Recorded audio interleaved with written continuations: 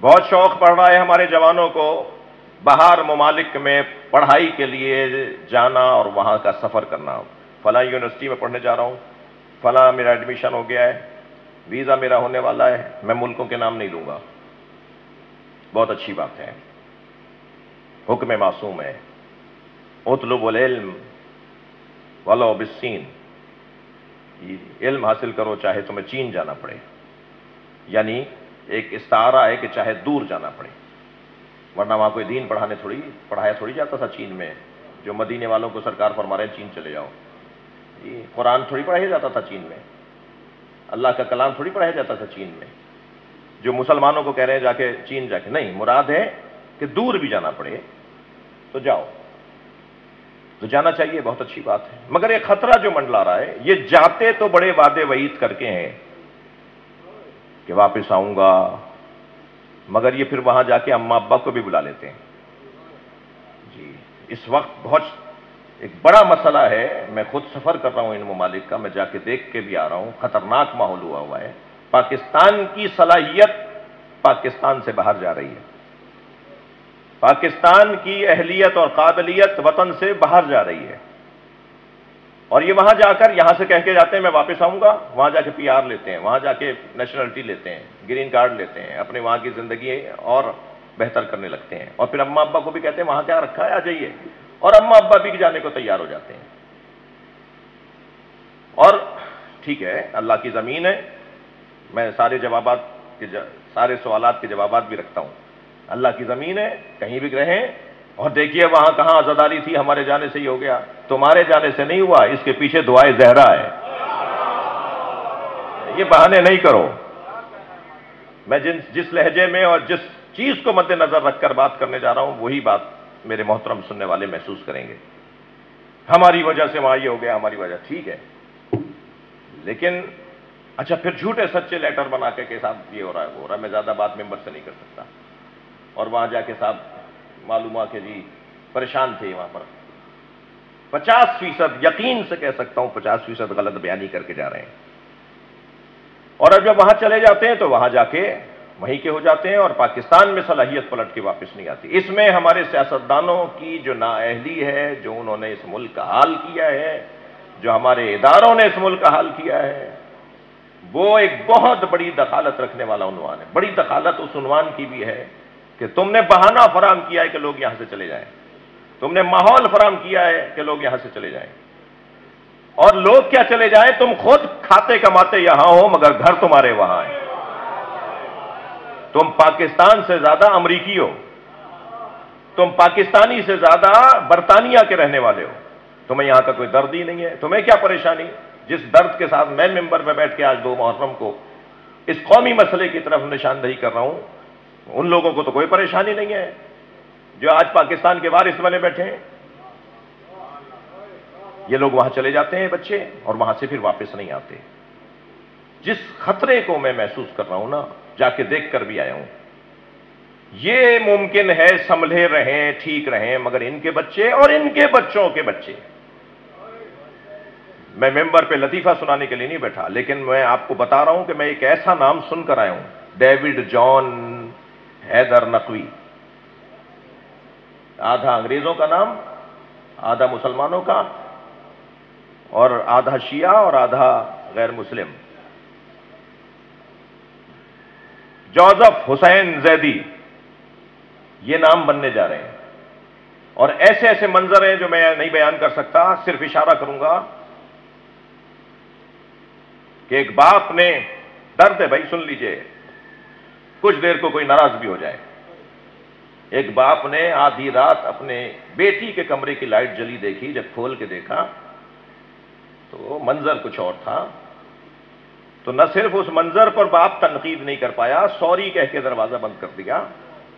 تو بات یہی نہیں رکی, وہ باہر آئی اور باپ کو اس نے گالی دی کہ آپ نے میرا دروازہ کیسے کھولا. کیوں ہو رہا ہے ایسا؟ اچھا یہ آپ کے لیے تو بات ہی نہیں ہو رہی, مگر ہو بھی رہی ہے. اور مجلس کیونکہ ماشاءاللہ اگر گنتی گنوں تو شاید 9-10 کیمرے تو لگے ہوئے ہیں, سارے باہر والوں کے لیے لگے ہوئے ہیں. تو کیسے میں ان کو بھلا دوں اس مجلس میں؟ ایک صلوات پڑھ لیں ذرا محمد والا.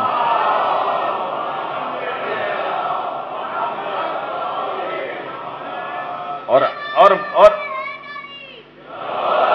مسئلہ یہ ہے کہ پریشانی جو لاحق ہے وہ یہ ہے کہ وہاں جانے کے بعد جو اپنی ہویت، اپنی شناخت، اپنا عنوان کھو رہے ہیں وہ خطرناک ہے۔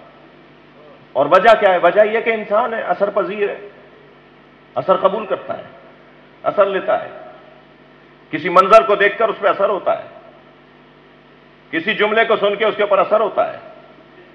یہ انسان ہے، اس کی فطرت ہے، یہ اثر پذیر ہوگا، اس پہ اثر پذیری ہوگی، اثر قبول کرے گا، یہ اثر لے گا۔ صرف 14 ہیں جو اثر دینے آئے، باقی انسان اثر لینے والا ہے، اثر پذیر ہے، اثر قبول کرتا ہے۔ جی، اپنی تہذیب کو چھوڑ رہے ہیں، اپنے طریقوں کو ترک کر رہے ہیں جو وہاں محفوظ رکھے۔ اچھا، ساری باتیں ایسا نہ ہو کہ جی وہ کہیں گے کوئی بات تو ہم میں اچھی تھی، تو میں ایک جملہ کہوں، جو وہاں اس ماحول میں رہ کر بھی خود کو محفوظ کیے ہوئے ہیں وہ ہم سے زیادہ ہنر کر رہے ہیں، جی وہ ہم سے زیادہ کارنامہ انجام دے رہے ہیں۔ یہ اثر پذیری، یہ اثر قبول کرنا، اسے علامہ اقبال نے، اچھا ایک اور پہلے اپنی بات کو اور بہتر کرتے ہوئے ایک حدیث آپ کو ہدیہ کر رہا ہوں۔ الحکمت ضالۃ المومن، جواب آئے گا مجھے کہ علم لینے گئے ہیں، حکمت لینے گئے ہیں، اچھی تعلیم لینے گئے ہیں، آپ ممبر سے بیٹھ کے اچھی تعلیم کے رستے میں رکاوٹ ڈال رہے تھے، آپ ذہنوں کو خراب کر رہے تھے، آپ تعلیم کے لیے باہر جانے والے بچوں کے ذہنوں کو بدل رہے تھے۔ میں نہیں، الحکمت ضالۃ المومن، ہاں حدیث مبارکہ میں ہے کہ حکمت مومن کی گمشدہ شے ہے، اینما وجدہا اخذہا، جہاں سے ملے وہاں سے لے لو۔ مگر بھائی حدیث کو تو سمجھو، مومن کی کھوئی بھی شے ہے، پہلے پختہ مومن بن جاؤ پھر جہاں سے چاہو لے لو۔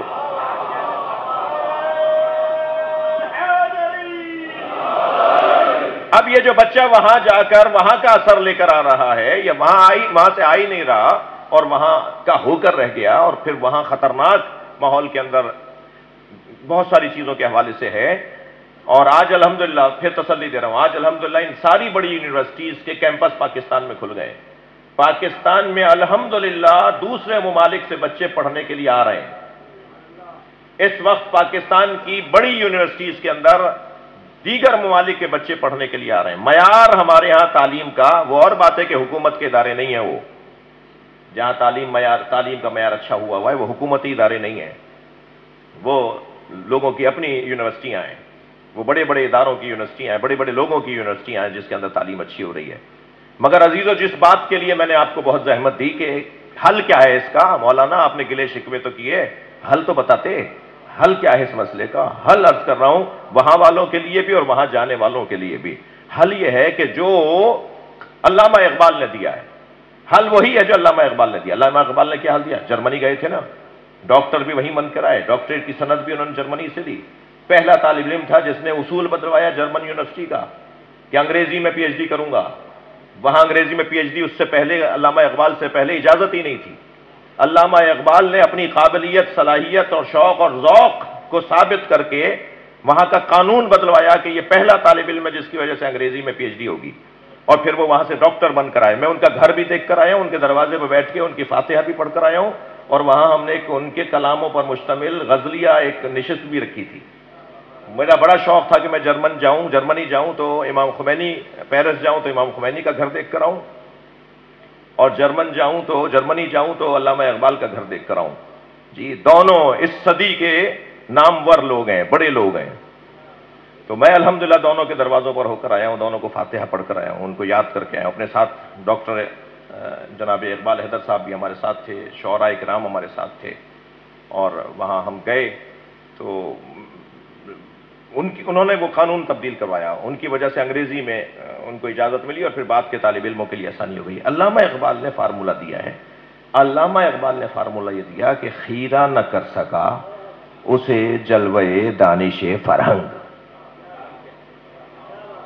جی، یورپ، مغرب کی رنگینی، مغرب کی چاشنی، مغرب کا حسن، اقبال کہہ رہے ہیں کہ اس کی آنکھوں کو خیرہ نہ کر سکا، بچوں جوانوں آپ سے کہہ رہا ہوں، خیرہ نہ کر سکا اسے جلوے دانش فرہنگ، سرما ہے میری آنکھ کا خاک مدینہ و نجف۔ صلوات پڑھیں گے محمد و آل محمد پر۔